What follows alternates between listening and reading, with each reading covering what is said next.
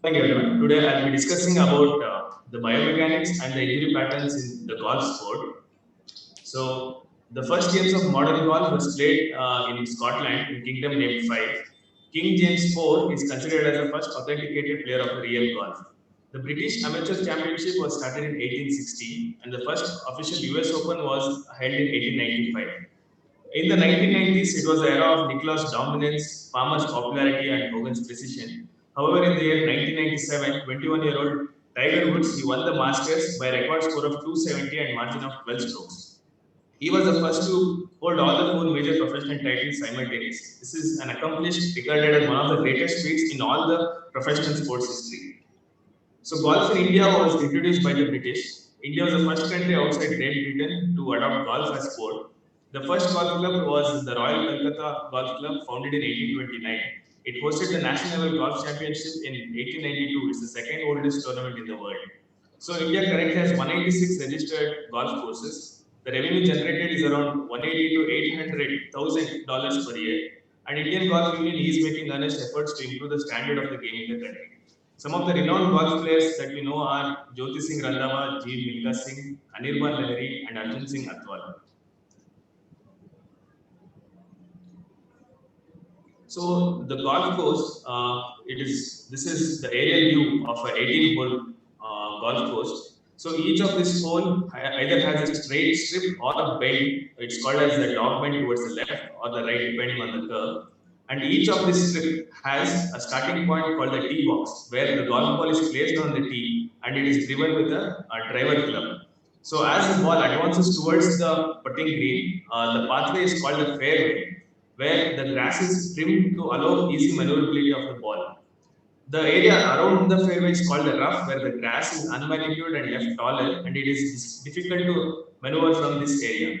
So the other tricky situations in the pathway are the bunkers, which are the naturally or man-made hollowed out areas filled with sand or similar material. Or sometimes we get to see hazards like the water.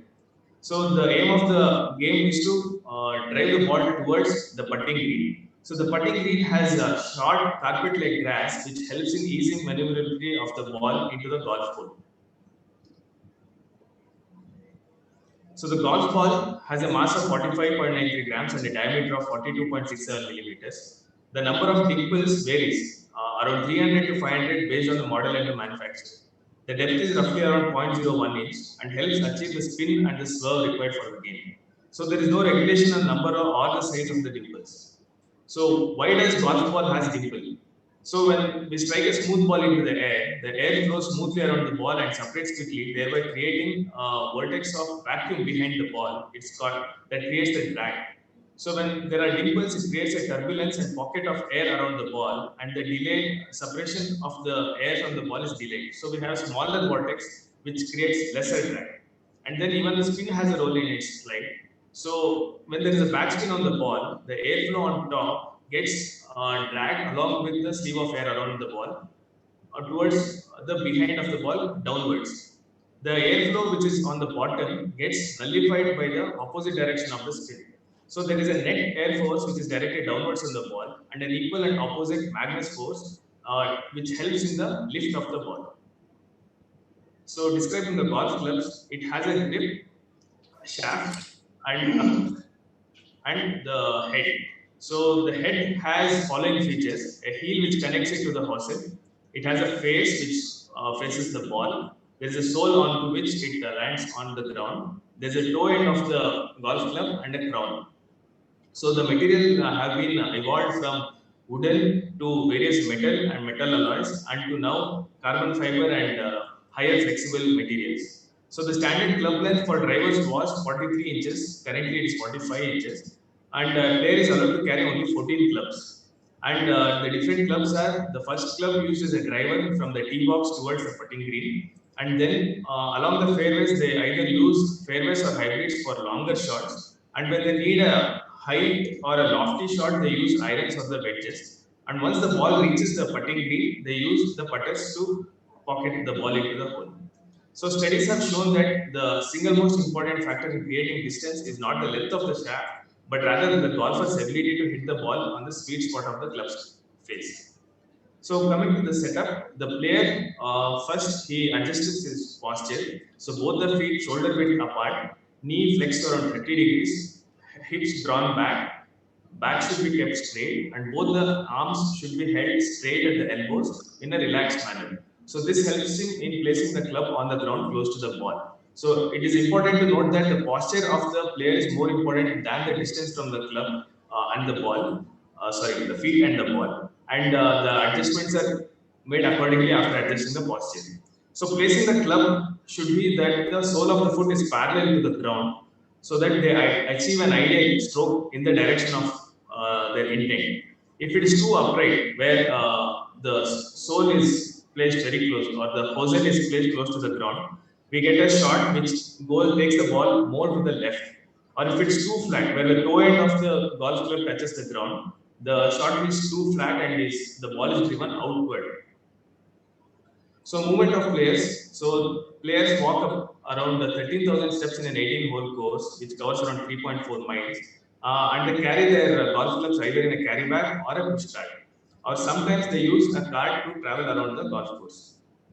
So game of golf is being described here. It starts from the tee box where using a driver, they strike the ball, they achieve a distance of around 150 to 200 yards. And when the ball is in the fairway, they use either fairways or hybrids, or depending on the situation, they can use iron or the wedges to drive the ball towards the putting green.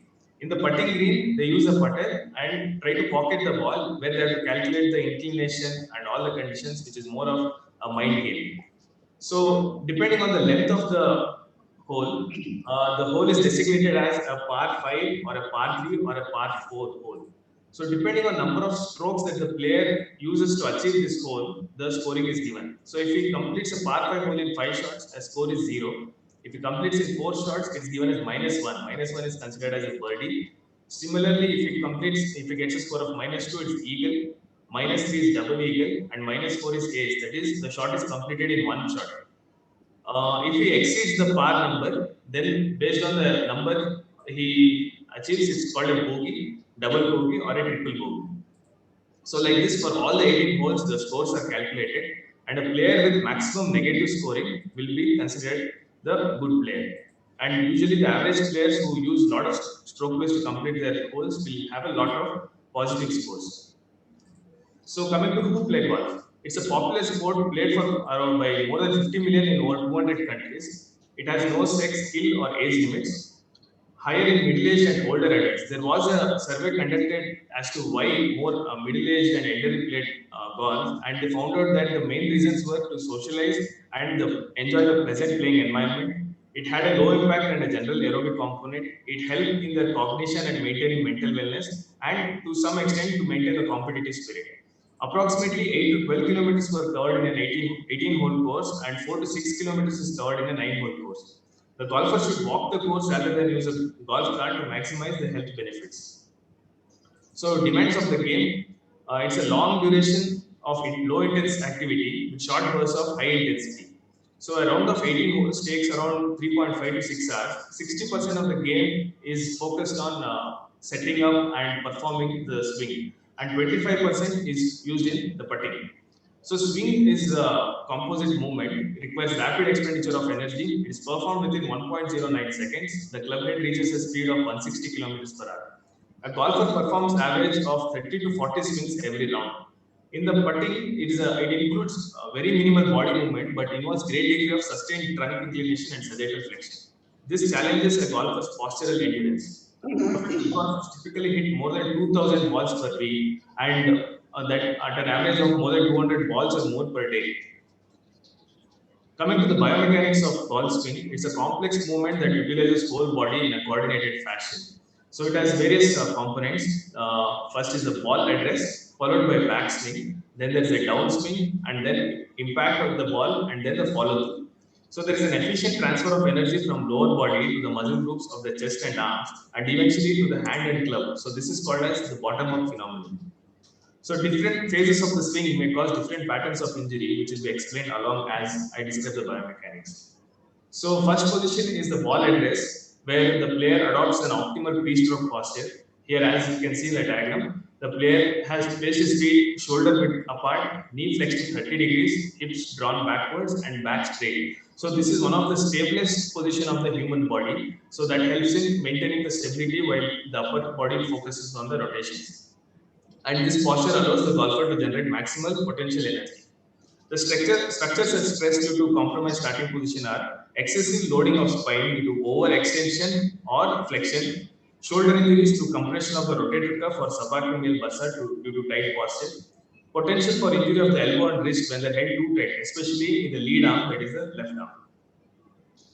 The next is the backswing. Here, the weight is shifted to the trail foot. The back and trunk remain perpendicular to the ground in the frontal plane. There should be no side bending. This is followed by trunk rotation, and the club is raised up with the lead elbow remaining straight, as seen in the diagram. So the range of backswing is adapted to individual's characteristics, the height, flexibility, and the corpulence.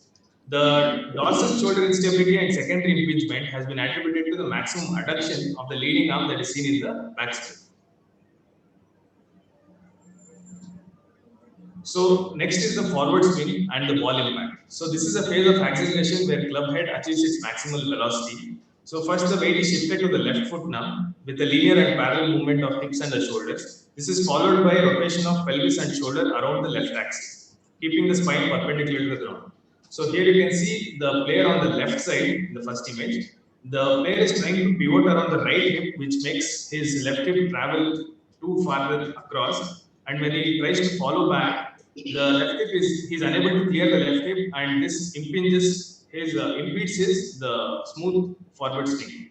Whereas the player on the left, he is pivoting around the axis, which is inside of the hip joint and the shoulder, and he'll be able to clear the hip and achieve a good velocity. So the muscle activity patterns is the external oblique muscles, erector spinae, right shoulder adductors, right shoulder internal rotators, wrist and hand complete the acceleration of the club at the ball impact.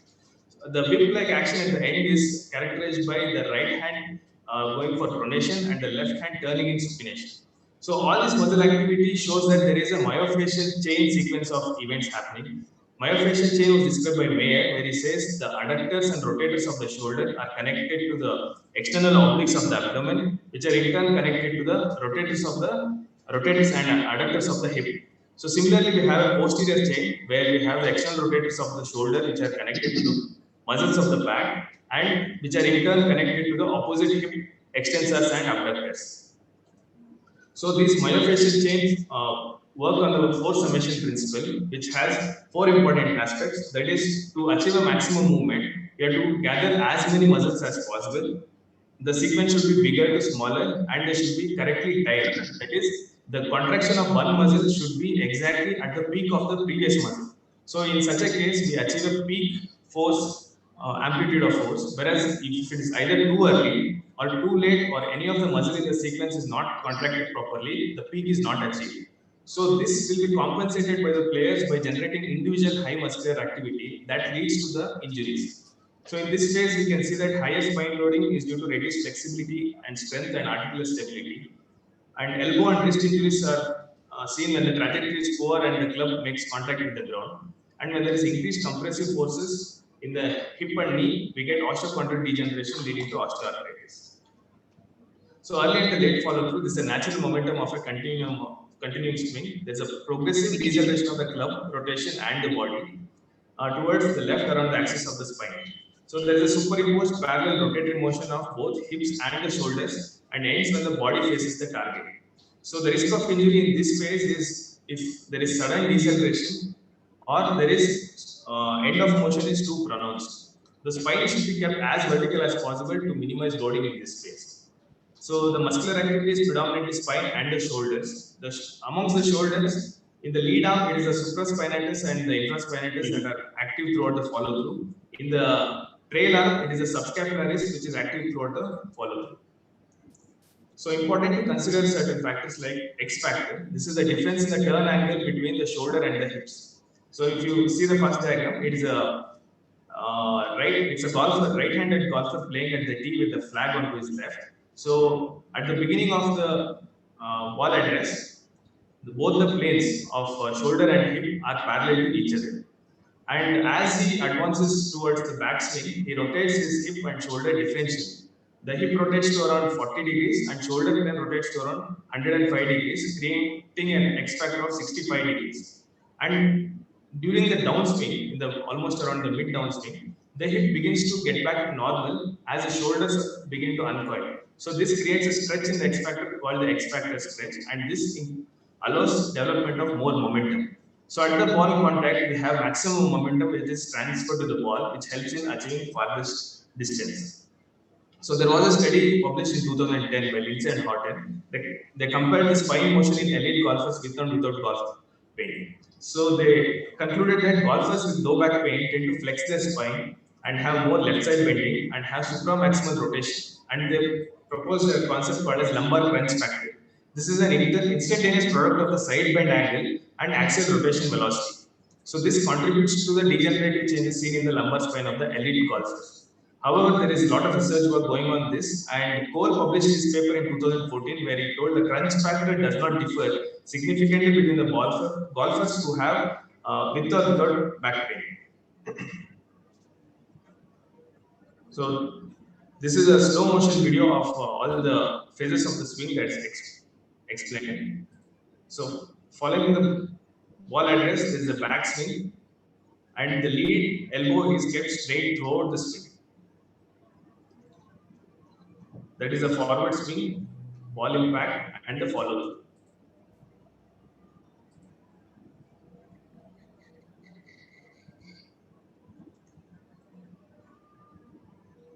Coming to the injury statistics, golf can be regarded as a safe sporting activity. It accounts for 4% injuries compared to 30% in football.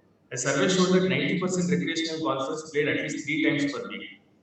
The anatomical pattern is most commonly seen, the injuries are most commonly seen in the lower back, followed by the elbows and forearm, which accounts for 17%. Foot and ankle constitutes 12.9%, followed by shoulder and upper arm around 11%.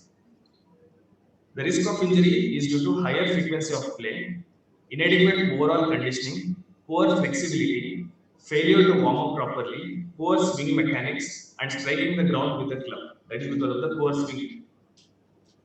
So there was a systematic review conducted in 2009 where they compared the injury rates amongst amateurs and the professionals. Amateur golfers have a rate of 1.9, 1.2 to 1.3 per golfer per year, whereas professional golfers have an injury rate of approximately 2 per year. However, the prevalence is also higher in the professionals. The pattern of injury is also different. In amateurs, they complain more of back injuries followed by elbow, wrist, and shoulder. Professionals have more of wrist and hand followed by back and shoulder.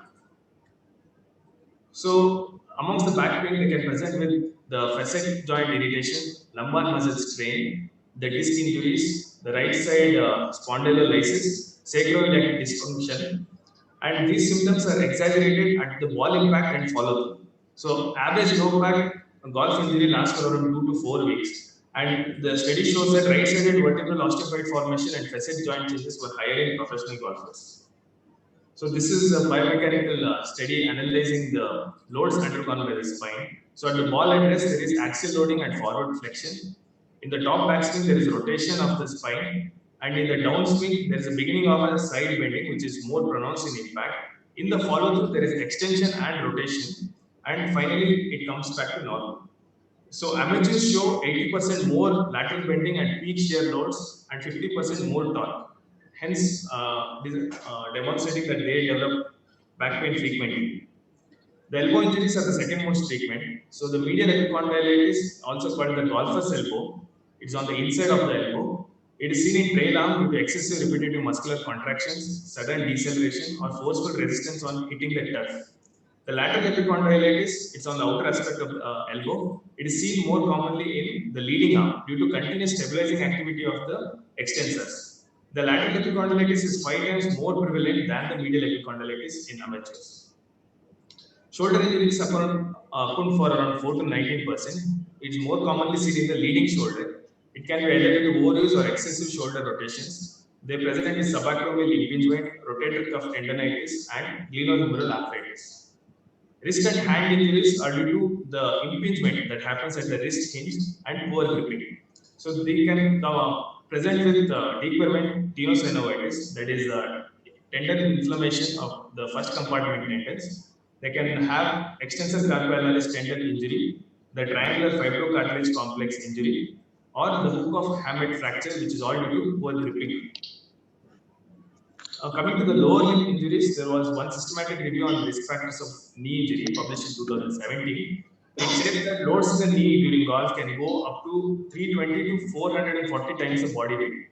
And the lead knee has exposed to higher magnitudes of stress and more complex kinematics. So they studied all the muscles acting around the knee in the posture used for the golf, and they found that the co-contraction used to stabilize the knee at 30-degree flexion, that is both the flexors and extensors acting simultaneously, leads to high tibiofemoral joint forces of around 1900 newtons.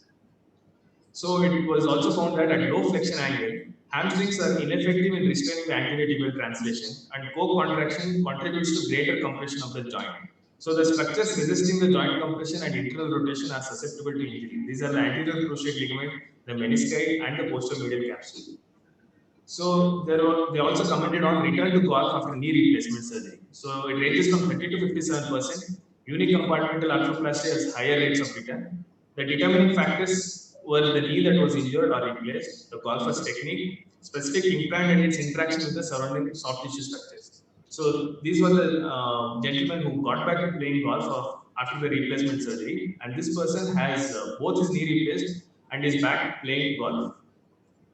So this is the injury profile of the famous Tiger Woods, and he has got injury right from the neck till the ankles. In spite of all the injuries, he has come back and won the Masters in 2019 again. So key injury prevention were knee injury prevention strategies. They tried to use the shorter clubs. D. Lima et al. In 2008 found that there was no significant difference between compressive loads on the knee when using a driver or a sandwich.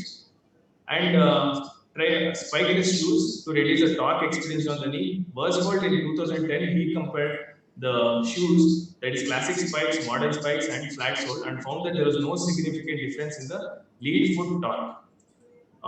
Lin et al. They published a paper in 2012 where they showed external rotation of the lead foot by 30 degrees reduces the adduction moment on the knee. And they also propose that we have to avoid fatigue by excessive walking, which leads to poor swing mechanics that leads to these injuries. However, individual analysis on each player's golf mechanics and injury risk has to be analyzed. So rehabilitation, it is focused on to avoid excessive movements and practice safe swing techniques, seek professional guidance, improve trunk rotation and flexibility, maintain hip rotation, especially on the lead side, make technical modifications as guided. So there are certain golf conditioning exercises that has to be done before entering the golf field that they suggest. This is applied even for players above 50 years of age.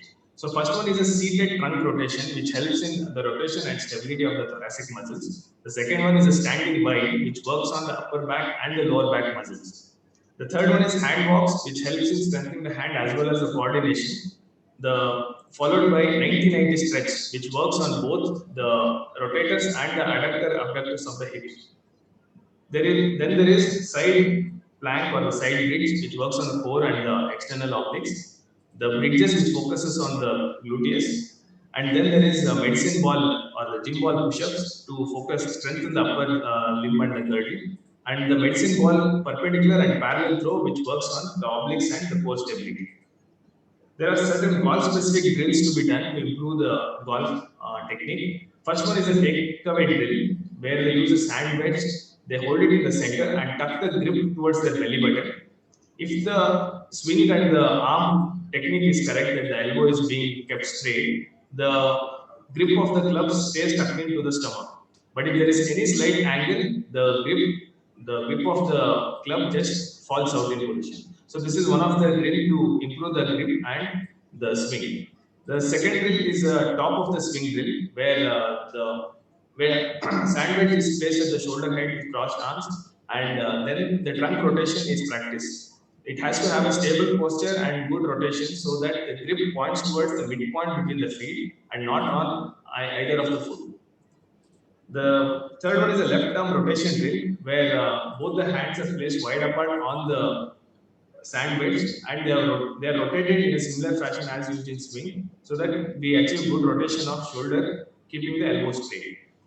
Then there is a hand rotation drill where the sand wedge is taken from the forward to the backward in a semicircular motion. This helps in improving the wrist position while holding the club. So to summarize, the literature on golf injuries are mostly descriptive. The mechanism of golf injuries are poorly understood because of the many factors: the wide age range, the level of skill, conditions of play, and ethnicity of the players.